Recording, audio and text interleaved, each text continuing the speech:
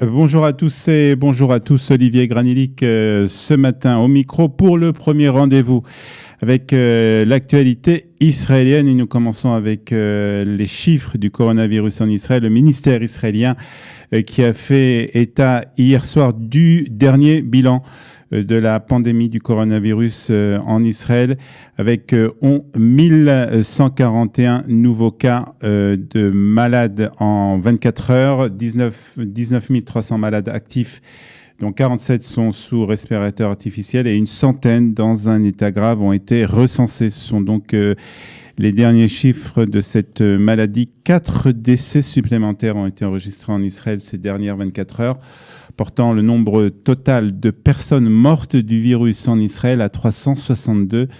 19 000 personnes sont désormais guéries et 38 670 cas ont été confirmés depuis le début de l'épidémie. Le gouvernement israélien a approuvé hier des mesures visant à aider financièrement les travailleurs indépendants durement touchés par cette crise sanitaire. Cette aide s'inscrit dans un plan global annuel de 90 milliards de shekels qui a été annoncé jeudi par le Premier ministre et par le ministre des Finances et dont les autres points doivent être approuvés aujourd'hui par le gouvernement et par le Parlement. Ce matin, nous avons voté la première partie de ce plan en accordant des avances immédiates aux indépendants. C'est ce qu'a annoncé Benjamin Netanyahou hier sur Twitter. Un peu plus tard, on apprenait aussi que 400 000 Israéliens avaient reçu des messages selon lesquels ils répondaient aux critères et qu'ils allaient, dans les jours à venir, recevoir une aide du gouvernement. Benjamin Netanyahou a d'ailleurs confirmé cette information dans une vidéo publiée hier sur les réseaux sociaux. Je sais que certains d'entre vous ont déjà reçu des SMS. Cela veut dire que l'argent va bientôt arriver, explique le Premier ministre dans une vidéo de quelques minutes. Il a ajouté qu'il vérifiera personnellement que l'argent que les indépendants doivent recevoir sera reçu.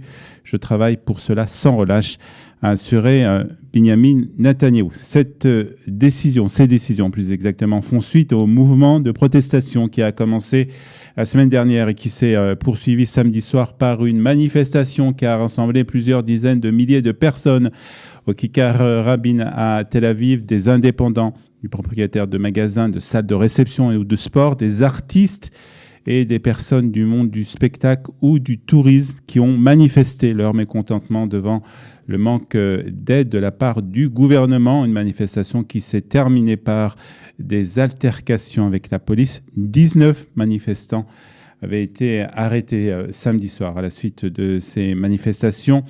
Hier, la commission Corona de la Knesset devait autoriser l'ouverture des salles de sport en Israël après que celle-ci ait de nouveau été fermée la semaine dernière. Mais les représentants du bureau du Premier ministre se sont opposés à cette décision et les débats ont dû être interrompus. Ils reprendront cet après-midi. Puis sachez aussi que le mont du Temple à Jérusalem restera ouvert pour les prières des musulmans malgré l'épidémie du coronavirus. La Jordanie, qui gère le site de la mosquée via l'organisme du Waqf à Jérusalem, a pris cette décision en réponse au projet de Jérusalem d'annexer des parties de la Judée-Samarie. Au début de la première vague de l'épidémie, en mi-mars, l'Israël et la Jordanie avaient décidé conjointement de fermer le site pendant plusieurs semaines dans le cadre des mesures sanitaires visant à freiner la propagation du virus. Et puis, pour terminer, sachez aussi que les assistantes sociales et les travailleurs sociaux sont en grève ici en Israël depuis déjà plusieurs jours. Ils entendent dénoncer leurs conditions de travail et l'absence de protection contre la violence dont ils font l'objet dans certains secteurs d'activité.